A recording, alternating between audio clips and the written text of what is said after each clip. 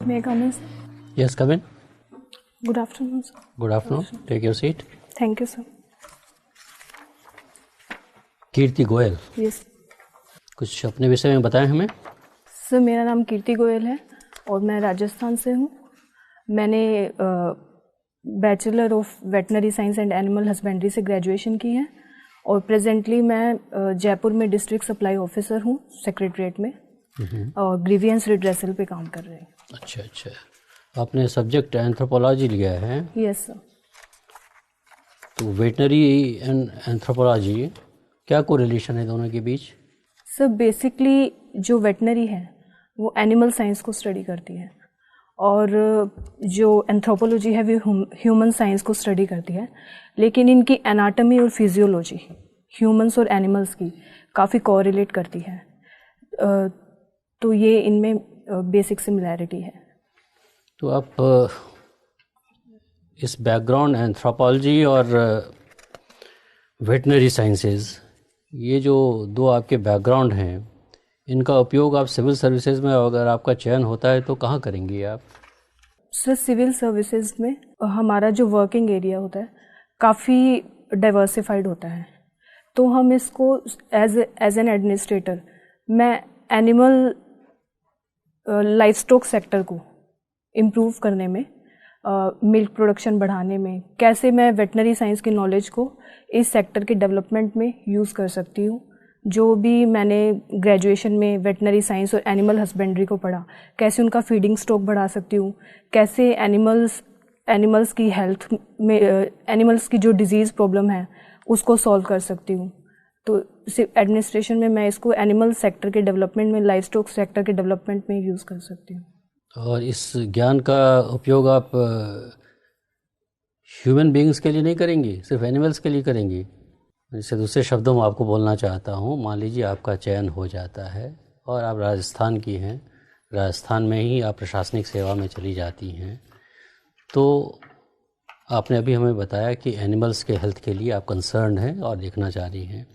मेरा कहना है कि राजस्थान में जो अभी हेल्थ की समस्याएं हैं उससे आप वाकिफ़ होंगी। Yes sir. तो उसमें आपका क्या योगदान होगा? सर, प्रॉपर हेल्थ मैनेजमेंट में कर सकती हूँ और इसके अलावा ह्यूमन डेवलपमेंट में जो लाइफ स्टॉक सेक्टर है वो इकोनॉमिकली, जैसे राजस्थान डेजर्ट एरिया है और वहाँ की जो इकोनॉमी है काफ़ी हद तक लाइफ स्टॉक सेक्टर पे डेवलप करती है, डिपेंड करती है। तो ह्यूमन का इकोनॉमिक ग्रोथ कैसे हो सकती है लाइफ स्टॉक सेक्टर की हेल्प से, जैसे कि डेयरी इंडस्ट्री को डेवलप करके या फिर मीट इंडस्ट्री, वूल इंडस्ट्री, इन सब को डेवलप करके जो राजस्थान की इकोनॉमी को कैसे प्रमोट किया जा सकता है, जो इनडायरेक्टली ह्यूमन ग्रोथ से रिलेटेड है। तो चलिए, राजस्थान की महिलाओं के स्वास्थ्य के बारे में क्या बताना चाहेंगी हमें आप? सर, राजस्थान में वुमेन हेल्थ के कुछ इश्यूज़ हैं जिन पे राजस्थान गवर्नमेंट ने काफ़ी काम भी किया और काफ़ी इम्प्रूवमेंट भी देखने को मिला है। जैसे कि जो मैटरनल मोर्टिलिटी रेट है वो पहले काफ़ी हाई थी, अब इंस्टीट्यूशनल डिलीवरीज की का काफ़ी प्रमोशन हुआ है। राजस्थान की जननी सुरक्षा योजना, जननी शिशु सुरक्षा योजना, जिसकी वजह से मैटरनल मोर्टिलिटी रेट काफ़ी डिक्लाइन हुई है और इसके अलावा इन्फेंट मोर्टिलिटी रेट में भी काफ़ी सुधार आया है। इसके अलावा जो वुमेन की हेल्थ प्रॉब्लम है वो न्यूट्रिशन से रिलेटेड है, प्रॉपर न्यूट्रिशन नहीं मिलता, ये मेन जो दो समस्या है। और तीसरी जो वुमेन हेल्थ या एक सोशल इशू है, जो फीमेल इन्फेंटिसाइड्स, राजस्थान में वो भी काफ़ी प्रिवेलेंट है। तो ये मेनली 3 इश्यूज़ हैं। अच्छा, ये बताएं, प्रायः समझा जाता है कि हमारे यहाँ हेल्थ केयर बहुत ही महंगा हुआ है।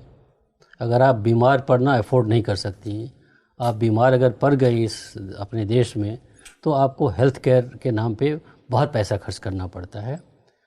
तो अगर आप प्रशासनिक सेवा में आती हैं तो कौन से कंक्रीट स्टेप्स लेंगी कि अफोर्डेबल आप हेल्थ सर्विसेज आप दे पाएंगी? सर, बेसिकली 3 स्टेप्स लूँगी मैं हेल्थ सिस्टम को प्रमोट करने के लिए, ताकि हम उसको अफोर्डेबल बना सकें। सर, फर्स्टली जो गवर्नमेंट स्कीम्स हैं, जैसे राष्ट्रीय स्वास्थ्य बीमा योजना है जो हेल्थ इंश्योरेंस प्रोवाइड करती है पुअर सेक्टर को, तो सर उसका प्रॉपर इम्प्लीमेंटेशन करना और जो हमारी जनरल पब्लिक है उसको इसके बारे में अवेयर करना, क्योंकि जो सबसे बड़ी दिक्कत देखने में आती है वो ये है कि लोग अवेयर ही नहीं है कि उनके लिए कोई हेल्थ इंश्योरेंस स्कीम भी है। तो मैं एज ए एडमिनिस्ट्रेटर इस स्कीम को प्रमोट करूँगी ताकि लोग हेल्थ इंश्योरेंस ले, जिससे उनका जो आउट ऑफ पॉकेट एक्सपेंडिचर है कम हो सके। और सर इसके अलावा मैं पब्लिक हेल्थ सिस्टम और प्राइवेट हेल्थ केयर इन दोनों में कोलैबोरेशन करूँगी ताकि जो प्राइवेट हेल्थ सिस्टम है वो भी लोगों के लिए कुछ हद तक अफोर्डेबल हो सके। और सर थर्ड मेन जो समस्या देखने को आती है सामने वो डॉक्टर्स की अवेलेबिलिटी नहीं होना, प्रॉपर हेल्थ इंफ्रास्ट्रक्चर नहीं होना। तो सर मेरे लिए ये भी एक इम्पॉर्टेंट इशू रहेगा। ये भारत सरकार ने अभी हाल फिलहाल में एक बड़ा ही साहसिक कदम उठाया है हेल्थ सेक्टर में, पता होगा आपको। Yes sir. तो आपका क्या विचार है, ये जो कदम भारत सरकार ने उठाया है ये प्रशंसनीय है, और दूसरा ये क्या कदम इम्प्लीमेंटेबल है? सर ये कदम प्रशंसनीय है क्योंकि ये हेल्थ इंश्योरेंस प्रोवाइड कराता है 5 करोड़ फैमिलीज़ को। और सर इसके इम्प्लीमेंटेशन के लिए ये स्कीम है क्या ये?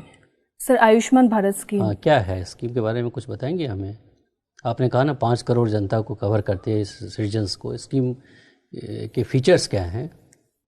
कुछ इंश्योरेंस की बात है इसमें कुछ? यस सर, हेल्थ इंश्योरेंस की बात है। जो एक मिनिमम प्रीमियम जो पुअर फैमिलीज़ हैं उनको भरना पड़ेगा, ऑलमोस्ट 1000 रुपीज़ एनुअल है सर। डाटा मैं श्योर नहीं हूँ थोड़ा। और सर इसमें सॉरी सर मेरे को इसके प्रोविज़न याद कोई बात नहीं। कीर्ति, आप तो डिस्ट्रिक्ट सप्लाई अफसर है ना? Yes sir. सप्लाई में आधार की क्या भूमिका है? सर आधार कार्ड ने डिस्ट्रिक्ट सिविल सप्लाई में काफ़ी इम्पोर्टेंट रोल प्ले किया है। सर इनिशियली जो इंक्लूज़न और एक्सक्लूज़न एरर्स थे कि जो बेनिफिशियरी की प्रॉपर टारगेटिंग नहीं हो पाती थी, जो पुअर थे वो इंक्लूड नहीं हो पाते थे और जो फेक बेनिफिशरीज थे वो इंक्लूड हो जाते थे, तो आधार ने उसको ख़त्म किया है। और सर इसके अलावा जो इशू था बोगस राशन कार्ड या जो फेक बेनिफिशरीज आ जाते थे, आधार ने उनको भी आइडेंटिफाई किया है। और सर इसने एक ऐसा प्लेटफॉर्म प्रोवाइड किया है कि जिससे पब्लिक डिलीवरी सिस्टम एफिशिएंट हो सके और लोगों को राशन या अदर सिविल सप्लाईज हैं जैसे चीनी, केरोसिन, उनकी प्रॉपर डिलीवरी हो सके। अच्छा, जो बातें आपने बताई, क्या आधार के बिना ये सब संभव नहीं है? सर आधार के बिना सर जो इश्यूज थे, जैसे लीकेजेस हो रही थी, डाइवर्जन हो रहा था सप्लाईज का, और इसके अलावा सर होर्डिंग और ये मतलब राशन डीलर्स की जो अकाउंटेबिलिटी थी या जो एडमिनिस्ट्रेशन की अकाउंटेबिलिटी थी वो हम प्रॉपरली इंश्योर नहीं कर पा रहे थे। लेकिन अब ट्रांसपेरेंट मैनर में हम food and civil supplies ensure कर पा रहे हैं आधार के इंट्रोडक्शन से। यानी आपके ओपिनियन में आधार जरूरी है? जी सर। चलिए, आपने तो एंथ्रोपोलॉजी पढ़ा हुआ है ना? समाज सोशियोलॉजी और एंथ्रोपोलॉजी दोनों में क्या अंतर है? सर सोशियोलॉजी है जो मॉडर्न ह्यूमन सोसाइटीज़ को स्टडी करती है, जबकि एंथ्रोपोलॉजी प्रिमिटिव और मॉडर्न ह्यूमन सोसाइटीज़ दोनों को स्टडी करती है। एंथ्रो का अर्थ क्या होता है? सर एंथ्रो का अर्थ है ह्यूमन साइंस, मानव विज्ञान। मानव विज्ञान। आर्कियोलॉजिकल एंथ्रोपोलॉजी क्या है ये? सर आर्कियोलॉजिकल एंथ्रोपोलॉजी स्टडी करती है जो ह्यूमन रिमेन्स या मटेरियल रिमेन्स जो हमें एक्सकेवेशन से मिलते हैं, जिसके थ्रू हम प्रिमिटिव सोसाइटीज़ को स्टडी करते हैं।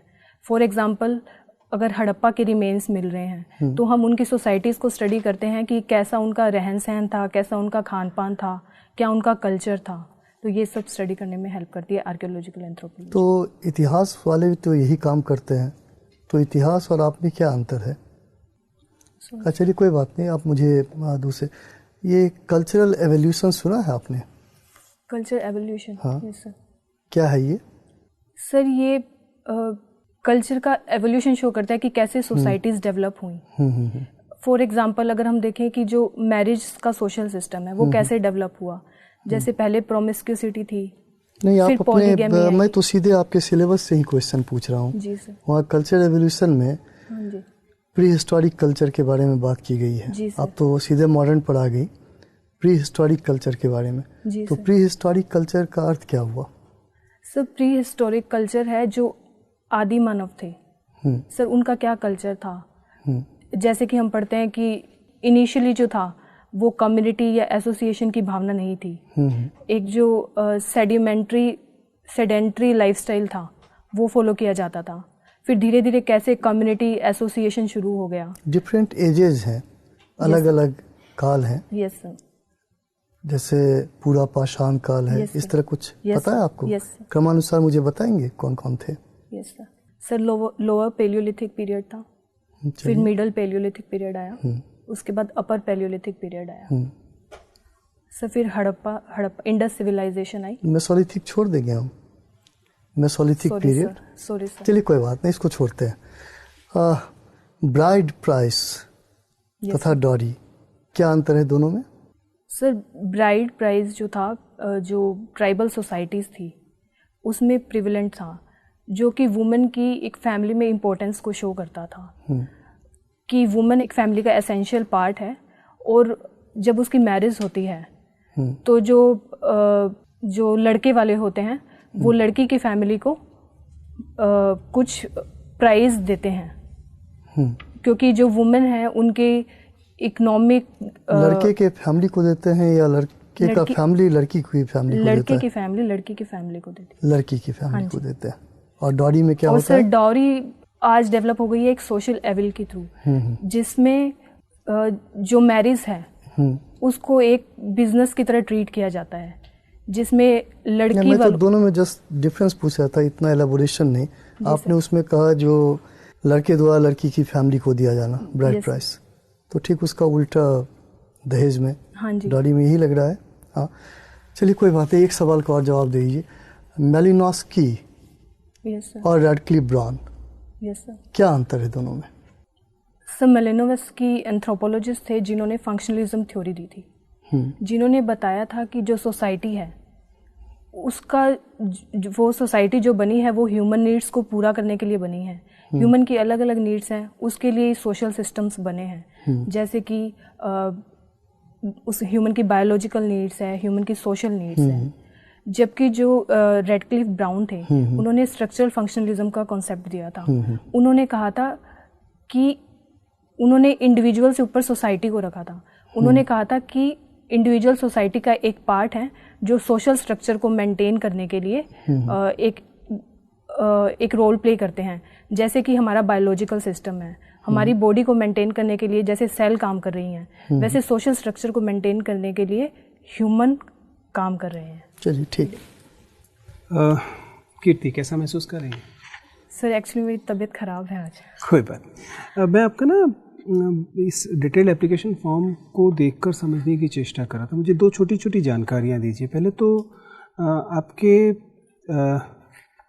आपका मीडियम ऑफ इंटरव्यू जो है वह आपने हिंदी क्यों चुना है, जब आप अंग्रेजी में परीक्षा देती रही हैं और आपने तो एक सेंस में मेडिकल साइंस और ये सब भी पढ़ा हुआ है, तो जाहिर है अंग्रेजी में ही पढ़ा होगा। Yes sir. सर मैं इंग्लिश उतना प्रॉपरली बोल नहीं पाती, मैं लिख लेती हूँ बट। आप लिख लेती हैं, आप पढ़ लेती हैं और आप बोल नहीं पाती, पर बोल नहीं पाती। चलिए क्या एंथ्रोपोलॉजिस्ट की तरह इस बात की जरा विवेचना कीजिए कि ऐसा क्यों? नहीं, इसी तरह से मैं देख रहा हूँ कि आप फिलहाल राजस्थान में हैं, आप पूरी तरह से राजस्थान की निवासी हैं, फिर आपके परीक्षा के लिए आपका केंद्र चंडीगढ़ कैसे हुआ?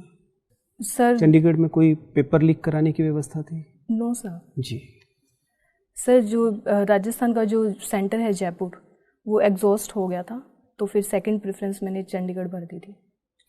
आपको सेकंड प्रेफरेंस मिला है, आपको फर्स्ट प्रेफरेंस मिला ही नहीं? सर वो ब्लॉक हो जाता है सेंटर अगर वहाँ पे सीट खत्म हो जाए। सेकंड आपने फिर चंडीगढ़, वहाँ से सीधा चंडीगढ़ क्यों चुना? उसके रास्ते में तो बहुत सारी चीज़ें आई होंगी। सर चंडीगढ़ मेरे फ्रेंड्स का भी सेंटर था, तो इसलिए मैंने भरा।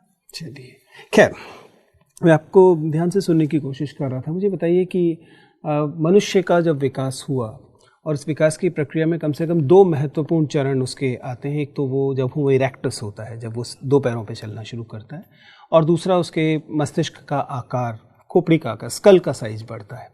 इन दोनों ने सबजुगेशन ऑफ वेमेन में, स्त्रियों के मातहतीकरण में क्या भूमिका अदा?